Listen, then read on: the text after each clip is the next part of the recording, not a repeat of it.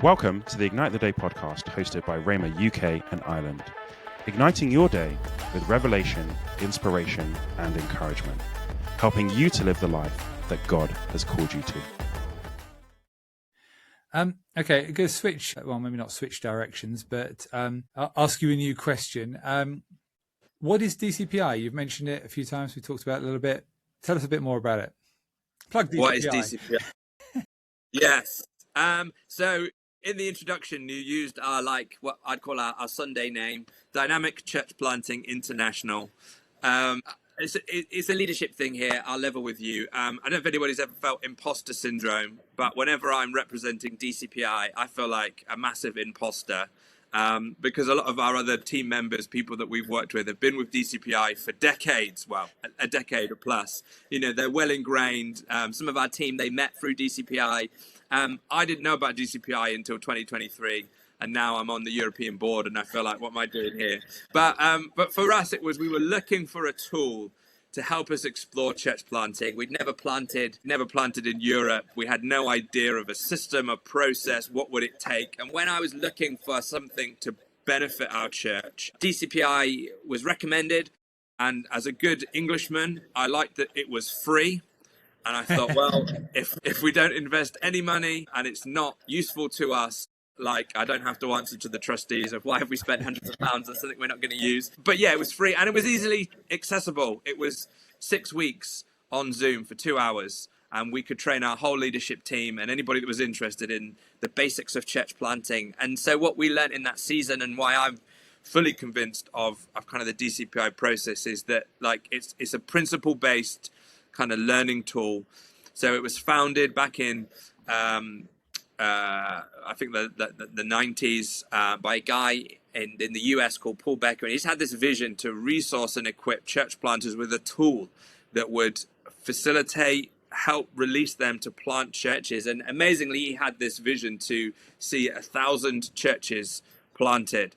And I was like, wow, could this training help plant 1,000 churches? And as he waited on God to clarify and mature the vision, it came back that he'd missed a few zeros. It wasn't 1,000. God wanted 1 million churches to be planted through this training. So yeah, and so Paul started to multiply it and recruit people. And then through the 90s, early 2000s, it became this tool that was being used and given away. And as they planted churches, they realized that church planters need more than just kind of an entry point training. So there's a training for mentoring. There's a training for healthy churches to move from kind of maintenance to mission mode. We've got church planting movements. And so now DCPI is like a complete toolkit for church growth, church health, church multiplication. And we were introduced to it. It was massively helpful to us. And because we have a heart to plant across Europe, I wanted something that wasn't context specific so that we knew we could use it wherever we went. And so because DCPI is a principle-based training based on 12 biblical principles, whatever context you're in, you can apply these principles and see fruit. And we talk about the phases of church planting. And again, it's going to look different in different contexts, in different countries with different models and modes for churches. It's really adaptable in that. And so, for us, it was a kind of, well, let's see if it's any good. And then now I'm fully immersed. I compare it to an iPhone. It's like, do you remember when the iPod came out and everyone's like, oh, the iPod's quite cool. And then they released the iPhone. And then once you'd bought an iPhone, you've now got an Apple everything. I've got the iPhone, the iPad, Apple Pencil, you're in because it just works for life. And DCPI is like that for church planting. Once you get your head around the principles, you suddenly realize there's this whole ecosystem of learning and experience to enrich and enhance wherever you're at in the leadership journey. But particularly our kind of key product is this church planting training. Excellent. How does that? So you're part of the Assemblies of God. So how does that fit? Does it fit well within in that larger denominational context, or is it a conflict? Yeah. So the way that we've sort of viewed it, and the way that we, I guess, pitch DCPI or sell it, is this idea: if it's just one tool that can help you, can help a denomination, can help a movement, can help a network do what God's called you to do. So I'm part of the church planting team for Assemblies of God in Great Britain. And I find it complements really well some of the stuff that we're doing. Some of our team have been through DCPI and we're able to glean some of the principles from it. And even though as a movement, we have our own kind of flagship training of how we'd like kind of AOG churches to be planted and some of the considerations that need to be done specifically for us. But like DCPI has a mentoring church planters training. And this is great where you might have a method and a model for church planting already sorted, fine. But who's mentoring you? Who's helping you journey in that? So that's where our kind of complete toolkit comes in, that if you've got a saw, we could be the hammer. Or if you've got a hammer, you might need a screwdriver, and some of them might be big pieces of work. We do a lot with like kind of national movements across Europe. And so like when you're talking to a whole movement or a whole network of churches, we're talking about how do you create a church planting movement? That's a really big picture piece of work. It requires structure and strategy. But equally, a local church could come to us and say, you know, we want to increase our small groups. And so we have a training just to help an established, effective local church be more missional and kind of everything in between. So I don't say DCPI is the only tool. Like there's loads of great tools, training systems out there. And we tend to find that people use DCPI to fit a gap in their processes that they need help with. And again, because we give it away for free, it's not about kind of pushing the DCPI name, that we can train leaders, we can train people within any context to multiply the training. So we have some churches that use it internally. They use it, the mentoring training is just their leadership mentoring training for everybody within their church. We have a lot of Bible colleges now that are interested in some of the principles that are being used and getting them into people at a young age. Like that's the other thing, because it's principle based, it carries through life experience. So I'm talking with a couple of Bible colleges now in the UK about it. But yeah, it's not based on a preference, like a style, a denomination. We work with so many denominations across Europe. I had a great conversation with some leaders in Italy, and they've been doing a lot of work with the Catholic Church. And so I'm really excited now. Could the Catholic Church use DCPI to revitalize something in Italy? But like that would just be such an amazing kingdom thing to happen. And then we really can say we work with everybody from Catholic to charismatic, everything in between. Oh, wouldn't that be cool? Very cool.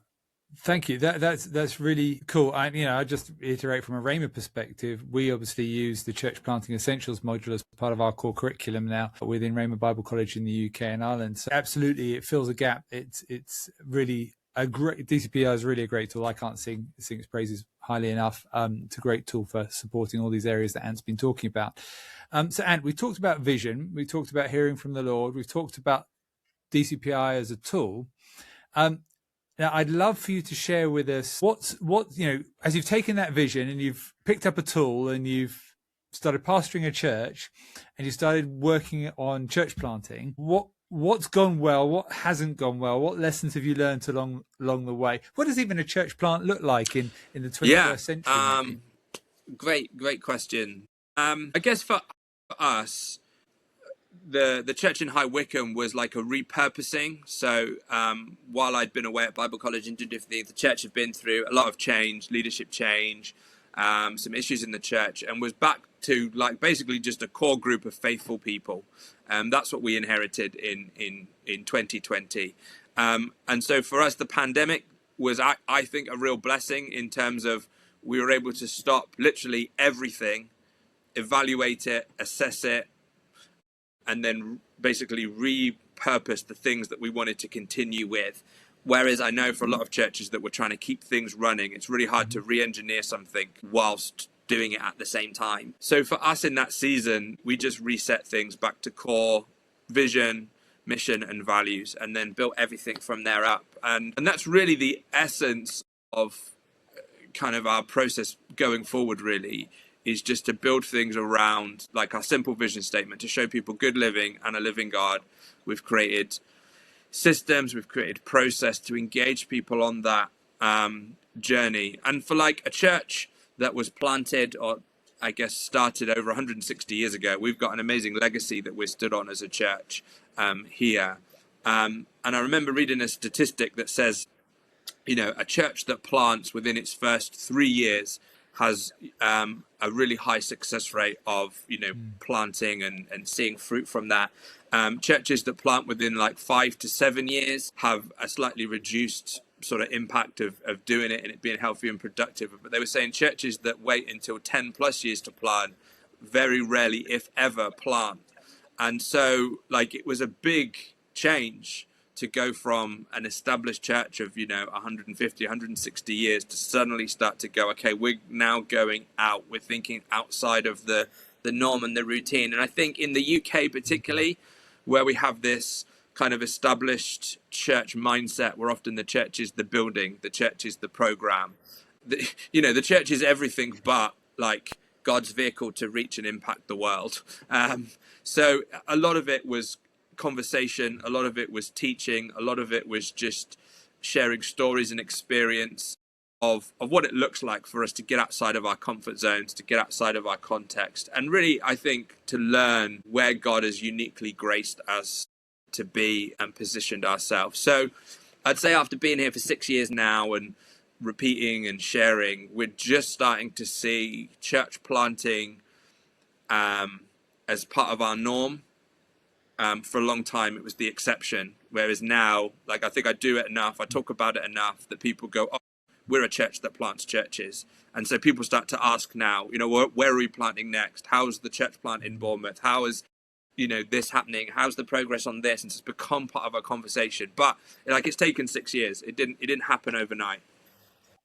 I mean, that's a big thing, isn't it? It's 6 years to get to where you're kind of starting to establish that as part of the DNA of the church effectively. And I think, often as leaders, we underestimate how long that sort of stuff takes. I know I process a lot of stuff internally, so it'll be fully formed in my mind. I'll have been thinking about it for 1.5 years or 2 years or something.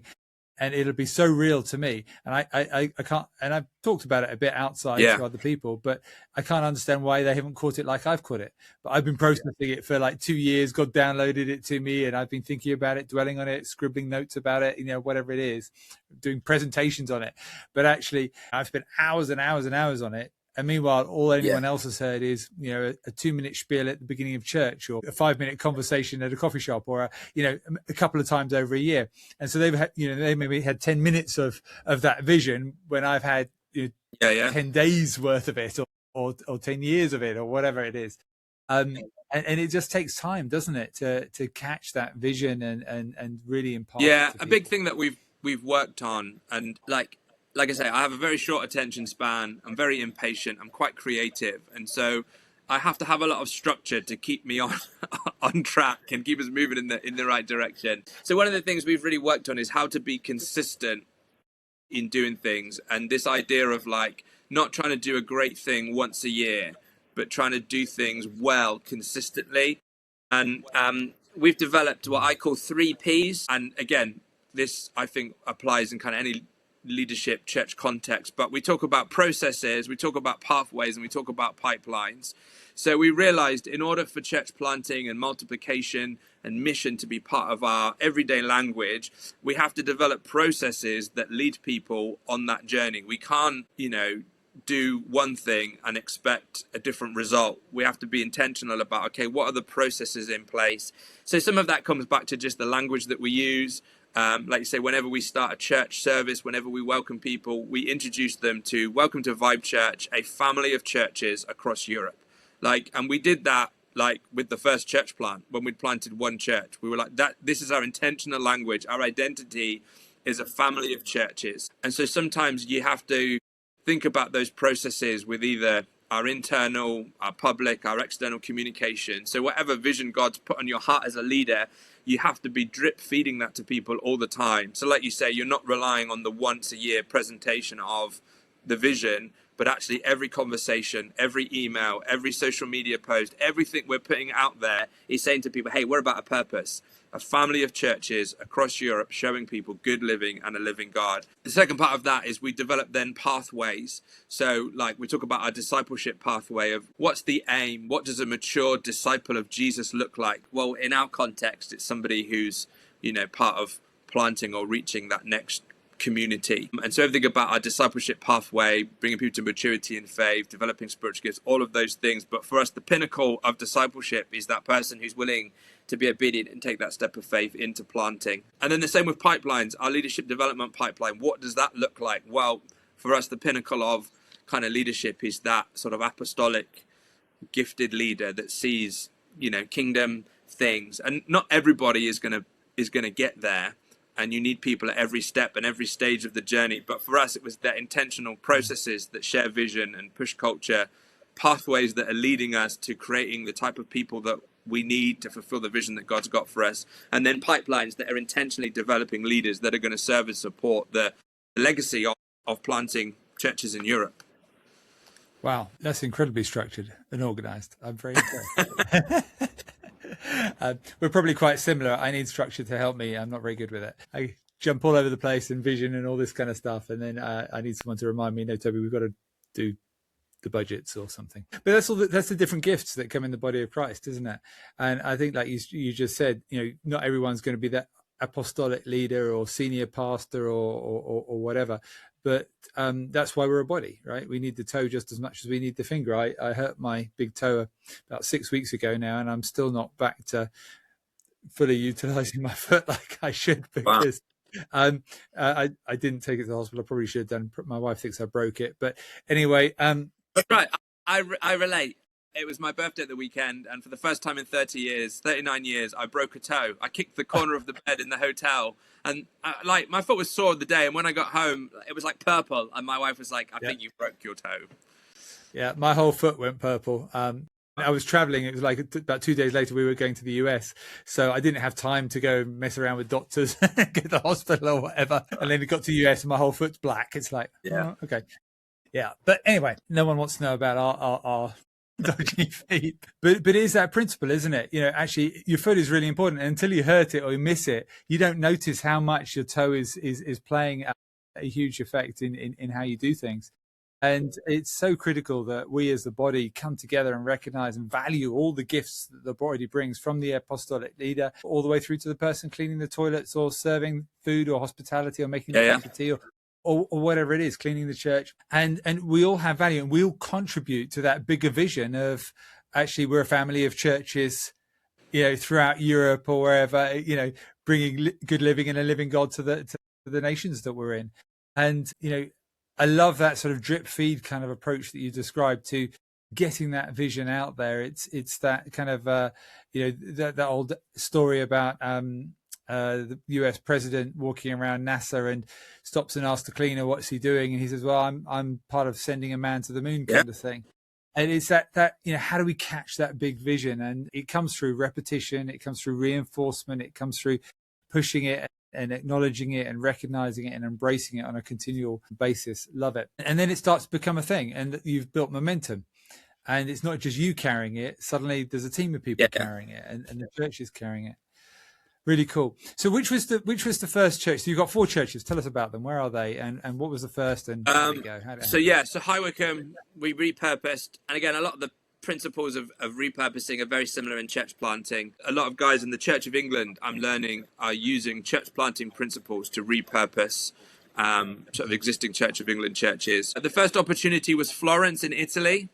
So I thought, we've never planted a church in Europe before. What do I need to know? So I found some international churches, some missionaries, people who had planted, and just started asking questions. How did you do it? How did you get there? What do you need to learn?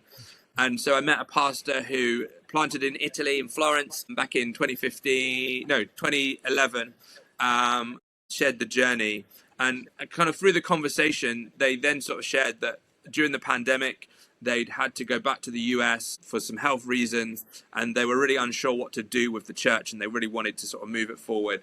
And so it seemed like a great opportunity for us to sort of dip our toe in the water of church planting, and kind of, with all sort of respect and reverence to these missionary pastors, what they said they were able to give us didn't really materialize. So we thought, oh, great, we'll have a venue and we'll have a team and, we'll have something on the ground. But actually what materialized was none of that. It was just 4 faithful ladies. Lots of people in the church, because they'd not met, had gone back to different nations, joined other churches. But we just had these 4 faithful ladies who said, no, we still want to be part of an international Pentecostal church in the city of Florence. We believe that's why God's brought us here.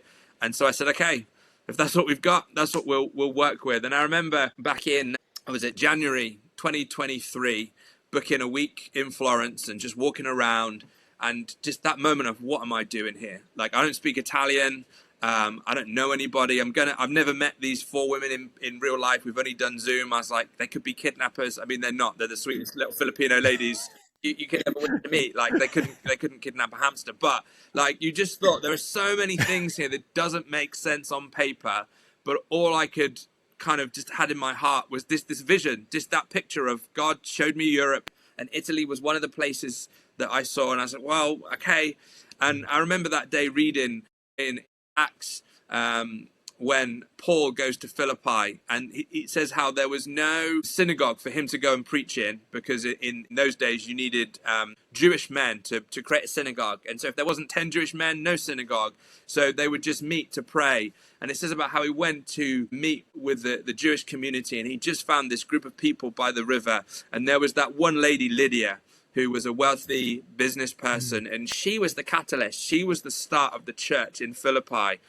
And as I read it that day, I was like, okay, maybe these 4 ladies, we've got no church, there's no building, but maybe I'm going to meet a Lydia. And that was the real, like, divine moment for us, that we just met somebody, or we met this group of ladies who just carried something. And although there wasn't the official system and structure, and they weren't trained pastors, and they didn't know how to do any of the things that you need to do to plant a church, they were just faithful, and they were just willing. And so we just started with them, and we said, how can we help you reach your friends, your neighbors?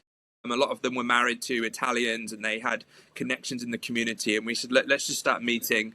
So we used a model that we got from another church, from the C3 churches. They call dinner parties, that works great in cities, where you invite people around for dinner, you have food, you share some sort of content, and you discuss it. And so for like the rest of 23, that's what we did. We just did dinner parties with them. And like, the food's good in Italy, so people will come out for food. Apartments are small. Most people live in apartments, so you can just gather a few people.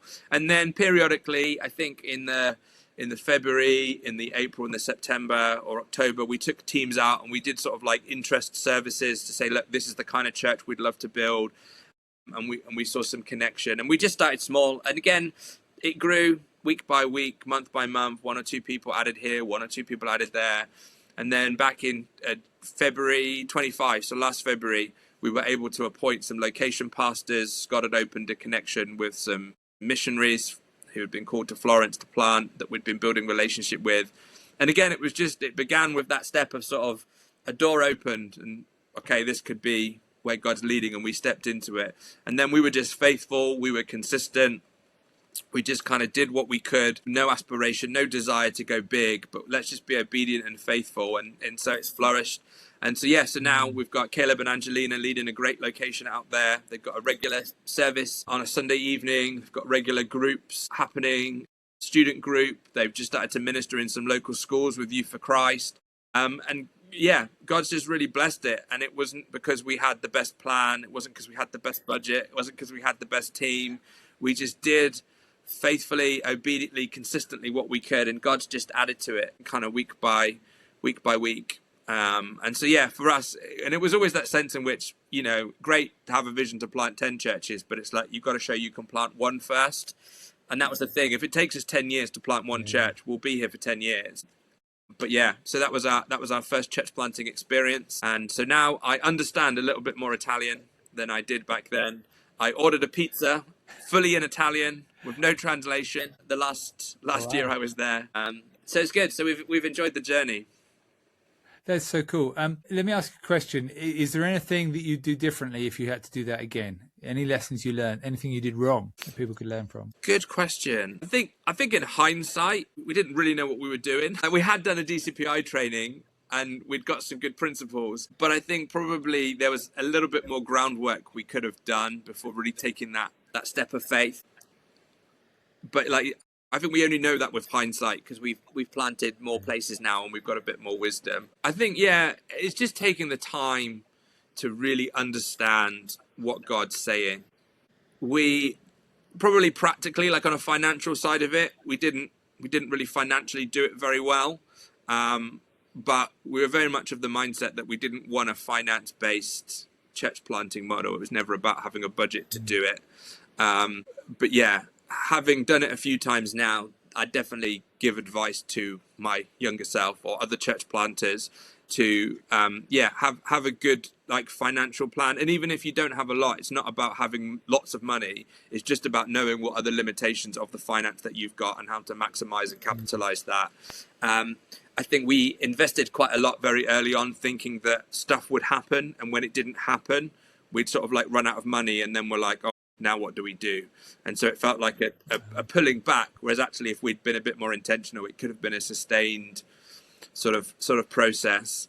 Part of that is because we chose to plant in Italy, where you have to travel to Italy, and venue costs and living costs in Florence are the same as they are here in the UK. So if you don't have a big budget, plant a church in Romania, because your money goes a lot further. So some of it's just, you know, the nature of where you're doing it. And okay, so we've got High Wycombe, we've got Florence. Where else have we got? So the biggest curveball was Georgia, the Republic of Georgia, not the state of Georgia. I knew that Georgia was a European country because they have a rugby team. And I don't really do football. My main passion is Formula One, but Sarah and I both come from rugby families. And so in 24, we were introduced to this amazing couple who were called to the Republic of Georgia by God. And they'd, I guess like a lot of people done, just started doing ministry before they'd really got like a plan. It's like, oh, God's called us to Georgia. So we moved our whole family and we've just started doing. And they suddenly realized like, oh, we're quite lonely. We're quite disconnected from the church here. They live in a small, well, it's quite a large town by Georgia standards, but small town by ours. They do amazing medical ministry into the local villages, just sharing the gospel to these sort of Muslim, predominantly families that are illiterate, so don't read or write. They've got profound kind of physical needs, but they're just there witnessing. And when we talked with them, we were part of a network, or we are part of a network that we were introduced to them. And my heart just went out to them. And I was like, wow, we know in the UK what it looks like to show people good living and a living God. But these guys are doing that in a totally alien kind of context to us. I can't imagine what it's like for them, but yet they're so passionate. They were so faithful. And so we journeyed the conversation with them. What's God called you to? They really felt, oh, we're called to church plant. Okay. And so I was giving them some different options of how they could get support, how they could get connection. And they just, look, we've just been really amazed by your heart for church, like the church, your heart for us.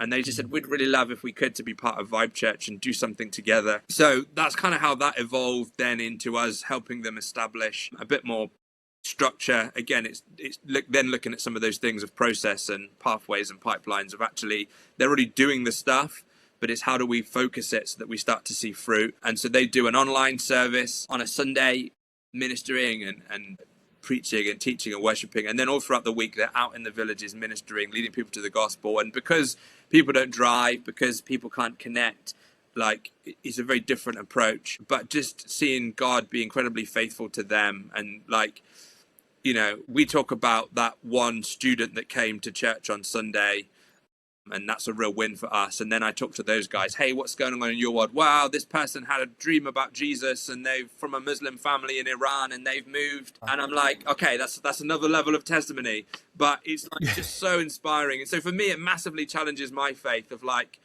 you know, we talk about our UK problems and challenges. All, you know, people are so against the church. And then you hear stories like that and you're like, no, God is fully in control. He knows what he's doing. The kingdom is advancing. And so, yes, they're a massive encouragement to us when we're just looking to try and, I guess, by our more Western sort of stand, sort of formalize what they're doing so that it's got a bit of foundation and legacy.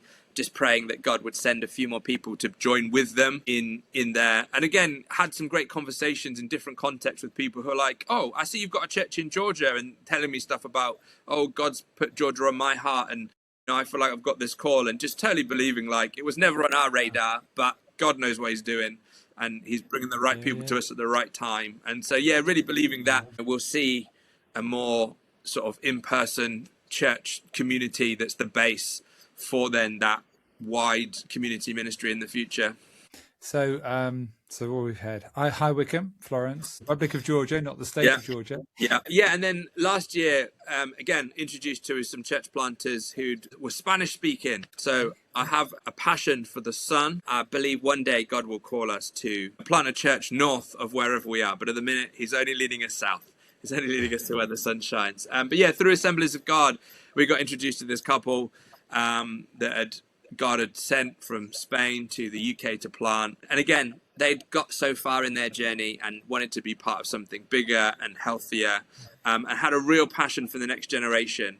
And one of the things we've learned as Assemblies of God, having seen churches from Africa and India and other parts of the world come here and plant, is that when you start as a monoculture church, there comes a point where your kids then start to integrate. They start to go to school and university, and suddenly the tradition and the structure of church you were used to kind of back home doesn't now relate to where you're at. And so a lot of churches now are in this season of, okay, we came over, we were a community from Ghana, and so we planted a Ghanaian church so that we could connect. But now our kids, they don't identify with the Ghanaian culture anymore, and so they're having to transition, and look at what does it look like for us now to sort of have our feet in both worlds. And that was the story with these guys in Bournemouth. They were like, we want to maintain our kind of Latin, our Spanish cultural connection, but we realized, like, if we only do church in Spanish, well, our neighbors don't speak Spanish, so how can I invite them to church? Our kids, they're learning English in school, how can they bring their friends to church? So we've really journeyed with them on creating a genuine bilingual culture. We haven't said, oh, you have to do it all in English. Like, it's English and Spanish. And again, God's just bringing people, because a lot of people come and they don't fit the culture, and sometimes church is a strong link back to it. And so we've just worked with them on that to create a place. And so a lot of them, the people that have come and connected, would said, we've lived here for a year, 2 years, never found a church, and now we've got a place. So because they're Spanish speaking, it's Iglesia vibe, and they're like, this is what we've wanted the whole time. And so so they've been a massive encouragement. And again, I love food, and so everything they do comes with a lot of food. So you never leave church physically hungry or spiritually hungry. And so that's great. And again, they'd been planting in their house. They'd got about 25, 30 people.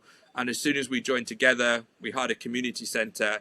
The growth's just been explosive. So they've almost doubled in like 6 months. So it's amazing. They're getting like between 50 and 60 people now. That's really cool. I mean, what's cool about this is you've such a diverse group of churches, from, I guess, High Wycombe's pretty, feels middle-class England to me, High Wycombe. Yeah. Bournemouth, which is a bilingual, multicultural church. Florence in Italy. And I think you said you had some Filipinos in there. Yeah. Is that right? Yeah. So even that's a multicultural church in Italy. And then the Republic of Georgia. I mean, what a diverse mix of churches. But, and how God has brought you the connections. I mean, it doesn't sound like you've done a lot of chasing. You've just kind of done your natural kind of pushing at doors and talking to people and connecting with people. And then God has brought you these people of peace in these areas that have just opened the area up for planting a church. Amazing.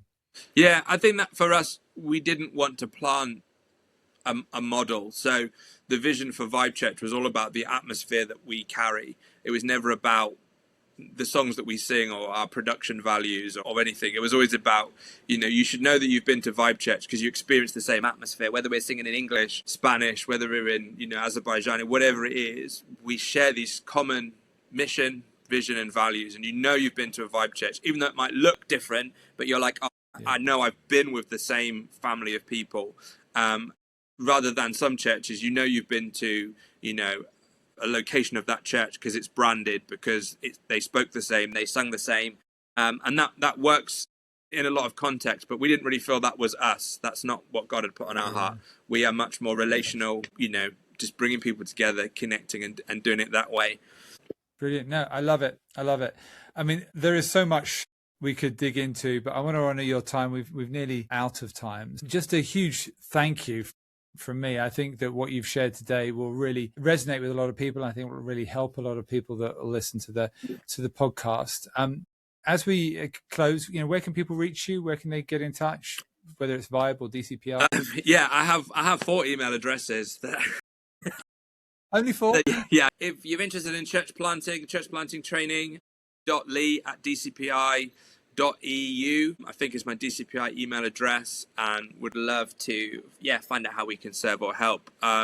Or anybody that's interested in just church planting conversations, connecting, antley@vibe-church.com is my email address. And if you Google Vibe Church, our website's there. We're on YouTube, Instagram. I'm told we have a TikTok channel. I don't manage that. When we took the name Vibe Church, there was only a couple of Vibe Churches, one in Northern Ireland, one in Australia, and one in the US. But I like to think we've set a trend now. So we're Vibe Church Europe if you're looking for us on YouTube, or just vibe-church.com. Brilliant. Well, thank you very much, and really appreciate your joining us for the conversation today. Great. It's been good to be with you. Thanks, everybody, for listening. Have a great day, everyone that's been listening, and we will see you again on the next podcast.